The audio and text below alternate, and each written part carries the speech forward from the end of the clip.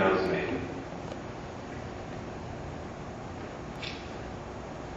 I'm from Maricopa Workforce Connections. My name is Justin Jones.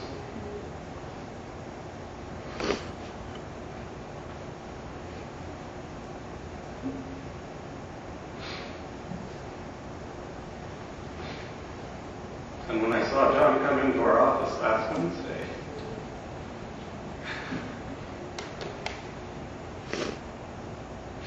I knew something wasn't right.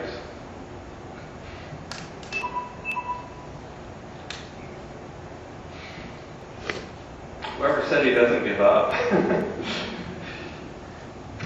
I look back, he'd been to my classes 74 times. Nobody's been to my classes 74 times. I teach resume writing. Who's going to come to my class 74 times? And interview techniques. Who wants to hear about that?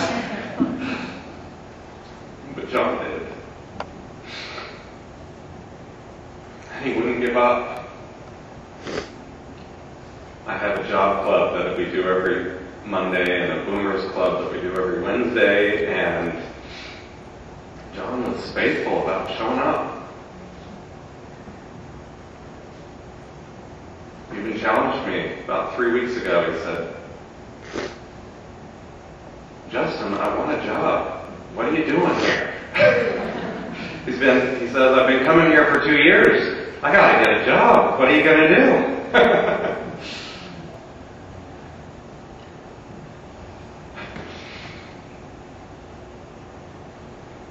I hadn't seen him for about a month.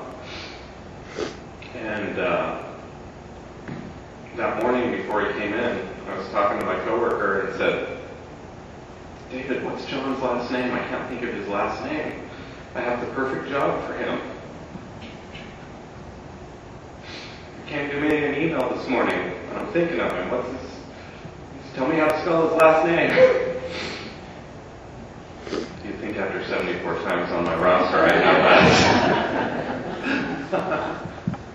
I don't claim to have a good memory, but I remember a face.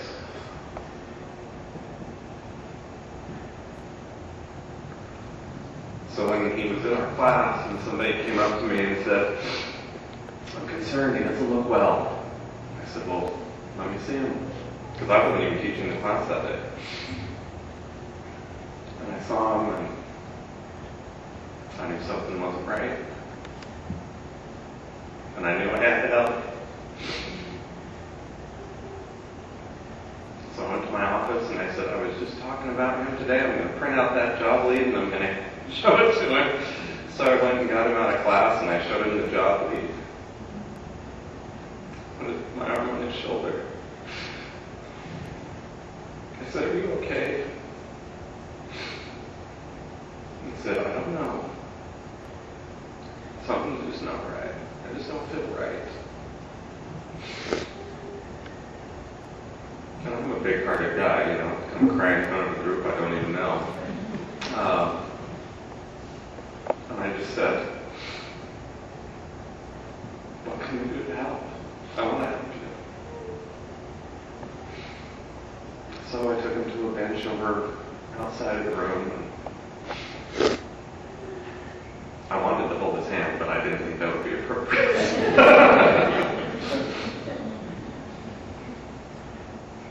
And I didn't know what yellow meant. My brother's a nurse. I had to call him after, and I said, my friend here's yellow. What do I do?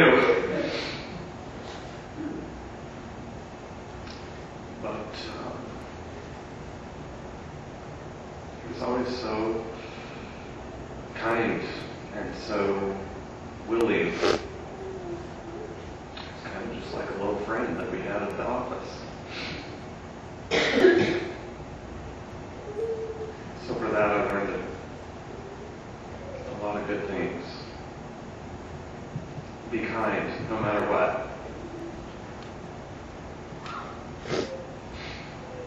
Reach out to people, no matter what.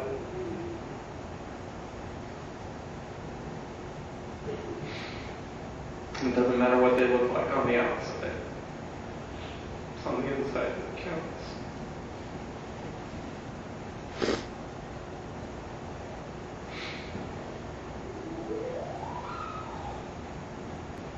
I really had no plan on saying anything today, or this evening.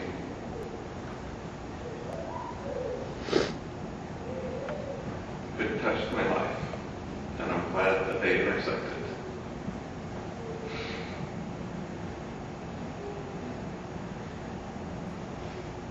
So I appreciate that. Thank you.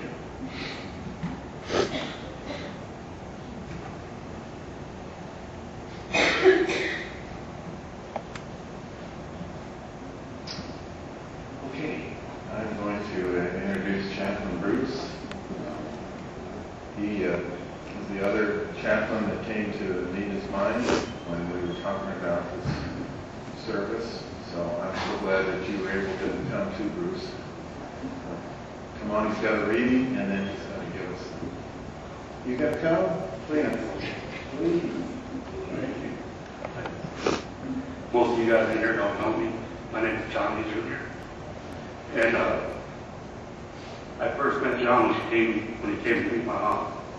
And he's always been a cool guy. He was never disrespectful to me. Would always call me. Had a few beers a few times. And one thing that always sticks out to me, no matter what was going on in our lives, no matter how busy I was, one day a relative of mine was having a birthday party at a park out here, Pioneer Park in Mesa. And I was very busy. And anyway, long story short, went to this park and had one of those jolly jumpers in there. The kids had been playing in there for several hours. And my girlfriend and I at the time were deciding, should we go in this thing and have fun and see what it's really like to be a kid? So after a few beers, we said, let's do this. And John the whole time, he's sitting at the table with us, and there's witnesses here. They know where I'm going with this story. And John's encouraging, you guys should go do it. You should go do it. So finally, my ex-girlfriend and I now, we walk in and we make sure there's no kids in there. So we started jumping around, and John got in there with us. So I didn't realize they plotted a plan somehow to get me off my balance.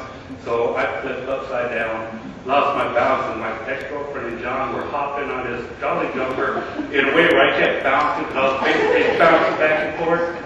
And I flew through the little window with the screen. I flew through that, I lost my balance, and the whole thing tipped over on us.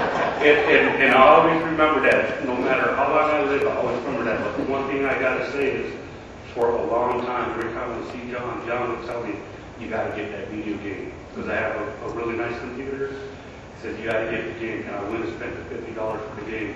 But to this day, I never installed that game on my computer system. I would always tell him, I got it, I just don't have time, or I'll get around to this weekend. Never got around to it. It was too late for that.